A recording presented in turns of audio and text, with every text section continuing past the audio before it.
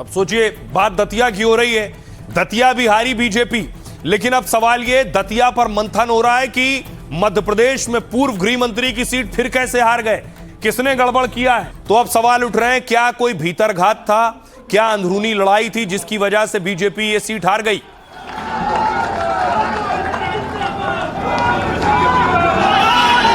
दतिया के माल को एक एक दरवाजे पर अपना शीश नवाऊंगा, एक एक गांव के अंदर जाऊंगा और आज तुझको दिखाऊंगा। धन्यवाद। तो दतिया में बीजेपी की हार के बाद भीतरघात की अटकलें पहले भी थी और इन अटकलों के बीच खुद बीजेपी उम्मीदवार आशुतोष तिवारी ने इस पर मोहर लगा दी है। समीक्षा बैठक में आशुतोष सबूत लेकर पहुंच गए। दतिया में हार पर सीएम हाउस में हाई लेवल समीक्षा बैठक हुई। इसमें भीतरघात, पार्षदों की भूमिकाओं को लेकर चर्चा हुई। आशुतोष तिवारी ने ऑडियो रिकॉर्डिंग समेत कई सबूत पेश किए। मुख्यमंत्री निवास पर इस बैठक में कई बड़े नेता मौजूद थे। हार की वजहों को जानने के लिए हर पहलू की समीक्षा हो रही। कुछ पार्षदों के पार्टी के खिलाफ काम करने का आरोप लगा, कुछ जनप्रतिनिधियों के हराने में भूमिका निभाने का दावा किया गया। बैठक के बाद हार को लेकर एक विस्तृत रिपोर्ट तैयार की जा रही है। सूत्रों के मुताबिक यह रिपोर्ट पार्टी के शीर्ष नेतृत्व को भेजी जाएगी। कुछ जिम्मेदार पदाधिकारियों और नेताओं के खिलाफ कार्रवाई की बात है, लेकिन इस पर अंतिम फैसला केंद्रीय नेतृत्व को ही लेना है। सुनिए सियासतदान क्या कुछ कह रहे हैं इस हार पर। राजनीति का क्षेत्र है, राजनीति के क्षेत्र में बहुत सारे ऐसी बातें होती हैं जो आप भी जानते हैं, पर उन सवालों का भी जवाब आएगा, आप निश्चिंत रहिए। नरोत्तम मिश्रा ने भीतरघात किया आपके साथ, किसी भी आप उनका पोलिंग बूथ वो हारे, जिला मुझे पता नहीं है, लेकिन कांग्रेस के एक लीडर का बयान तो आया है, नेतृत्व संज्ञान में लेगा, इस पर मुझे कोई प्रतिक्रिया देनी है। कार्यकर्ताओं में उत्साह है, खुशी है, सब माला लेके आ रहे हैं स्वागत करने, और जीत की खुशी है और जिम्मेदारियों का एहसास है, उसकी चिंता भी है। शासन पे मैं दबाव बनाऊंगा, हमारे युवकों का भविष्य खराब हो रहा है, तो सबसे पहले वो है, उसके बाद आपसी सद्भाव स्थापित करना, ये मेरी प्राथमिकता रहेगी। अरे दतिया की तो बतिया ही मत करो, बात ही मत करो आप। हमें खुशी है कि दतिया की जनता ने और समाजवादी कार्यकर्ताओं ने जिम्मेदारी से साथ दिया इंडिया गठबंधन का। दोनों क्षेत्रों में एक दूसरे की रिश्तेदारियां हैं, तो जो मदद और सहयोग कर सकते थे हम लोगों ने। देखिए, उपचुनाव का कोई बहुत ज़्यादा महत्व होता नहीं है, पर फिर भी हार होती, जीत होती है, और हमारे प्रदेश अध्यक्ष ने कहा कि हम इसके ऊपर चिंतन करें। ये जो मैंडेट है वो बीजेपी के खिलाफ है। मोदी जी की लोकप्रियता ध्वस्त हो गई, लोग अब मानने को तैयार नहीं है। मोदी जी की बात, बीजेपी की बात, उनके मन की बात, सब झूठे वादे हैं। तो मैं समझता हूं कि सिर्फ वादों की पार्टी है, जुमलेबाजों की बात करती। ये 5 साल के अंदर एक बार लाभ पहुंचाने की बात करते, लाडली भेजना, लेकिन 5 साल आप भूल जाते हो और कहीं ना कहीं इनसे जनता दूर होती जा रही है। अब आपको बिहार लिए चलता हूं। बिहार में नतीजे आने के बाद सियासी हलचल बढ़ गई है कि आखिर क्या हो गया। मध्य प्रदेश के नतीजे आने के बाद उपचुनाव के और जोर आजमाइश हो रही है। बांकीपुर, दतिया, क्या ये खतरे की घंटी है, विरोधी ये बात कह रहे हैं। तस्वीर में आपको बताऊं, प्रशांत किशोर की जीत के बाद विपक्ष बेशक यहां कोई बड़ी जीत ना हासिल कर पाया हो, लेकिन विपक्ष का बड़ा हिस्सा प्रशांत किशोर की जीत में ही अपनी जीत तलाश रहा।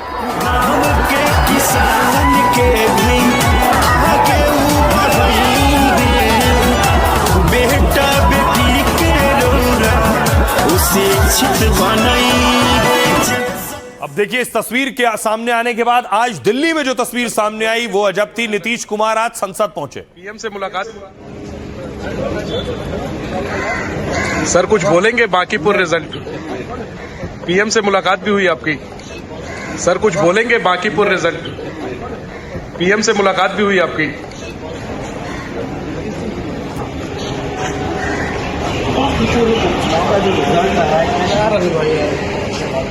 आप सुन रहे हैं, नीतीश कुमार वहां पहुंचे। एनडीटीवी रिपोर्टर जैनेंद्र ने उनसे सवाल पूछा है कि बांकीपुर के नतीजे के बाद पहुंचे हैं आप, पीएम मोदी से मुलाकात हुई? पीएम से मुलाकात भी हुई आपकी? सर कुछ बोलेंगे बांकीपुर रिजल्ट? पीएम से मुलाकात भी हुई आपकी? तो नीतीश कुमार प्रधानमंत्री नरेंद्र मोदी से क्यों मिलने गए, इसके बाद अटकलों का बाजार गर्म हो गया। यह तस्वीर आप देख रहे हैं, नीतीश कुमार प्रधानमंत्री नरेंद्र मोदी से मुलाकात कर रहे हैं। संजय झा भी मौजूद हैं, ललन सिंह भी मौजूद हैं। इधर बांकीपुर का नतीजा कल ही आया है। लोगों ने दोनों को जोड़कर देखना शुरू कर दिया। क्या इन दोनों बातों में कोई एक्शन होने जा रहा है या महज इत्तेफाक है? तो आपको बताऊं, सवाल उठने लगे इन मुलाकातों की वजह क्या है। दिल्ली में प्रधानमंत्री नरेंद्र मोदी से नीतीश कुमार ने मुलाकात की। करीब 20 मिनट तक दोनों नेताओं में बातचीत हुई और इस बैठक में संजय झा और ललन सिंह मौजूद रहे।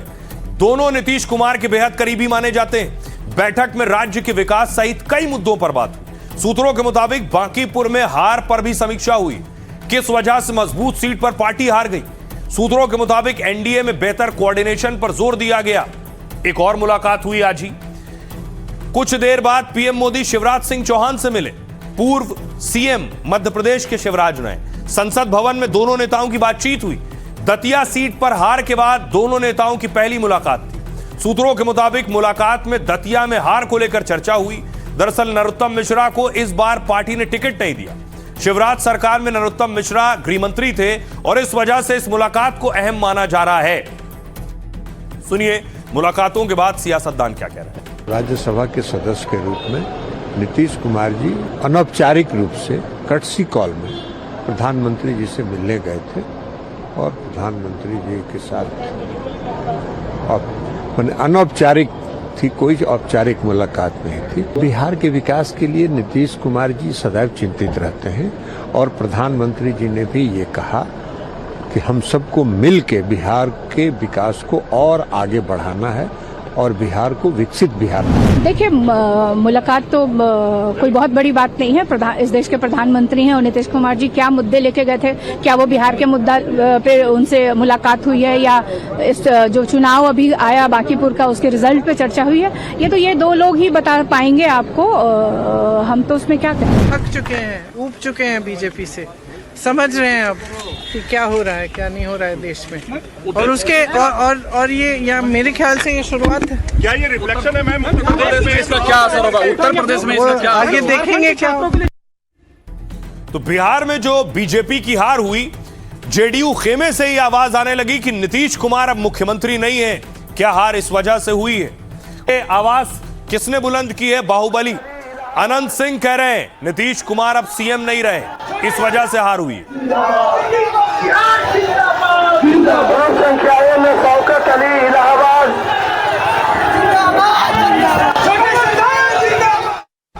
अब देखिए बांकीपुर हार में जेडीयू आखिर क्या नाराज है।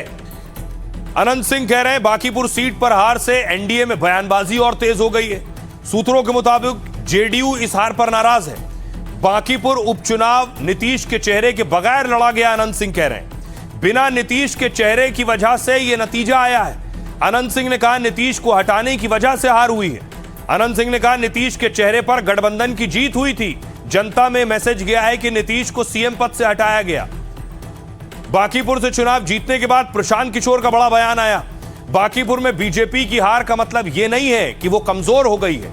बीजेपी का अपना प्रयास जारी रहेगा, वो प्रयास करती रहेगी। अगर मैंने 3 साल तक कोशिश नहीं की होती तो बांकीपुर की जनता मुझे नहीं जिताती। बीजेपी अध्यक्ष नितिन नवीन ने कहा कि हार की समीक्षा होगी। चुनाव परिणामों का पूरी गंभीरता से पार्टी मंथन करेगी, आत्ममंथन। बांकीपुर सीट से नितिन नवीन 5 बार जीते हैं चुनाव। उनके राज्यसभा जाने के बाद ही यह सीट खाली हुई थी जिस पर चुनाव हुआ। गिरिराज सिंह ने कहा इससे किसी को खुश होने की जरूरत नहीं है। बीजेपी उपचुनाव सीटें हारी है पहले भी, लेकिन विधानसभा चुनाव में प्रचंड बहुमत से सरकारें आई हैं। सुनिए सियासतदानों।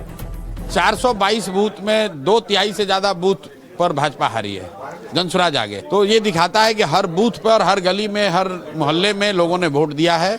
जाति, धर्म, दल और नेता की प्रतिबद्धता से ऊपर उठकर वोट दिया है और 3 साल से जनसुराज यही प्रयास कर रहा है, यही बात लोगों को सिखा रहा है कि एक बार आप जाति, धर्म, दल और नेता के से ऊपर उठकर अपने बच्चों के लिए एक बेहतर आदमी को वोट दीजिए। बांकीपुर की जनता ने उस बात को सुना है, समझा है, उसके लिए मैं उनका आभार व्यक्त कर रहा हूँ। ये पहले बीजेपी के मुख्यमंत्री हैं और इनके 100 दिन के अंदर, 150 दिन के अंदर भाजपा 2 बड़े चुनाव हारती है, एक एमएलसी का, एक एमएलए का। तो इसमें सम्राट चौधरी जी पूरी तरीके से फेल हो चुके हैं। हम आप ही से पूछते हैं कि 150 दिन में सम्राट चौधरी जी का एक काम आप गिना दीजिए जो एक काम उन्होंने किया। अभी जहां भी इलेक्शन होगा तो हाल ही होगा। पब्लिक का गुस्सा है कि मुख्यमंत्री बनाते हैं केकड़ा, बना देता है केकड़ा। हाँ, पब्लिक नाराज है कि हम लोग वोट केकर नाम पर देते हैं और बीच में अपना बदला बदली करता है। इसमें नेता कोई नहीं जीतता, हारता है। जनता जिसको जितवाता हो जीतता है। नीतीश कुमार के सगरों चर्चा पब्लिक में यह है कि नीतीश कुमार के हम लोग वोट दिए, नीतीश कुमार के बीच में हटा दिया। जिसमें बात में दम है नहीं, ये कुल अपना प्लानिंग से हटे उठे हैं, लेकिन पब्लिक में है कि हटा दिया गया। परिणाम है उसको हम स्वीकारते हैं, लेकिन इससे किसी को बहुत खुश होने की जरूरत नहीं है। 2009 में एनडीए नीतीश कुमार के नेतृत्व में 17 सीटों पर हम बाई इलेक्शन लड़े थे, 12 सीट हार गए थे। और 2010 में 89% स्ट्राइक रेट से बिहार जीता था, इसलिए बहुत लोग खुश न हो। तो बीजेपी अपने बचाव में कह रही कि हमने बहुत से उपचुनाव हारे हैं। यूपी के उपचुनाव कैराना भी हार गए थे, उस वक्त पे फूलपुर भी हार गए थे, लेकिन विधानसभा चुनाव जीत गए थे। वो तर्क दे रही है। लेकिन दूसरी तरफ क्या सिर्फ बीजेपी के लिए झटका है या फिर विरोधियों के लिए भी झटका है प्रशांत किशोर का उदय? सवाल ये है।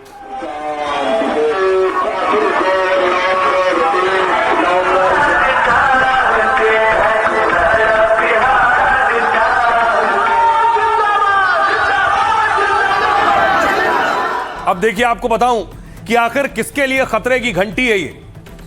बांकीपुर से चुनाव जीते प्रशांत किशोर, तीनों सीटों पर उपचुनाव के नतीजों के बाद गुणा भाग शुरू हो गया। चुनावी एक्सपर्ट्स के मुताबिक बीजेपी से ज्यादा विपक्ष के लिए खतरे की घंटी एक्सपर्ट मान रहे हैं। क्यों? बांकीपुर सीट पर बीजेपी का मुकाबला महागठबंधन से होता था। अब तक आरजेडी या कांग्रेस इस सीट पर दूसरे नंबर पर होती थी, लेकिन इस बार आरजेडी उम्मीदवार को यहां सोचिए सिर्फ 11% वोट मिले, 11% वोट, जबकि अभी कुछ महीने पहले के चुनाव में आरजेडी का वोट था 30%, तो 30% से सीधे 11% पर आ गए। तो 25 में नितिन नवीन के सामने 30% वोट मिला था। मतलब वोटरों ने मुख्य विपक्षी पार्टी को पसंद नहीं किया, इसके बजाय वोटरों ने नए विकल्प पर भरोसा जताया है। होना तो यह चाहिए था कि आरजेडी का कैंडिडेट जिसे 30% वोट मिला था उसकी जीत होती, लेकिन जीत उनकी ना होकर प्रशांत किशोर की हुई। 2025 चुनाव में प्रशांत किशोर 0 रहे, बीजेपी के गढ़ में जीत गए। एक्सपर्ट के मुताबिक ये कांग्रेस आरजेडी के लिए खतरे की घंटी है कि प्रशांत किशोर बड़े हो रहे हैं। दतिया सीट देखिए, दतिया सीट पर 2023 में कांग्रेस ने जीत दर्ज की थी। तब कांग्रेस उम्मीदवार ने मौजूदा गृह मंत्री नरोत्तम मिश्रा को हराया था, लेकिन इस बार यहां 22,000 से ज्यादा वोट तीसरे उम्मीदवार को मिल गए। सोचिए, पिछली बार 7,000 से कांग्रेस जीती थी, इस बार 6,000 से जीती है। 22,000 वोट रावण ले गए। विपक्षी वोटों में बंटवारा हुआ, कांग्रेस उम्मीदवार 6,000 वोटों से जीते। यह तब हुआ जब नरोत्तम मिश्रा को लेकर अंदरूनी खींचतान थी। मतलब यहां भी वोटरों ने नए विकल्प को जमकर वोट किया। इस वजह से विपक्ष के लिए यह नतीजे खतरे की घंटी भी हैं कि लोग उन्हें न चुन के तीसरा विकल्प खोज रहे हैं। सुनिए एक्सपर्ट्स क्या कह रहे हैं। परेशानी का सबब क्या है कि तीसरे नंबर की पार्टी यहां पर प्रशांत किशोर जनसुराज के सूत्रधार यहां पर बांकीपुर में भाजपा का किला को ढा दिया। आप देखिए, दतिया में भी सेम वही कुछ आपको होता हुआ दिखाई पड़ा। चंद्रशेखर आजाद की पार्टी जो जेन जी का जो मामला है, वह युवाओं का वोट बड़ी संख्या में वो 12,000 14,000 के आसपास काट लिया।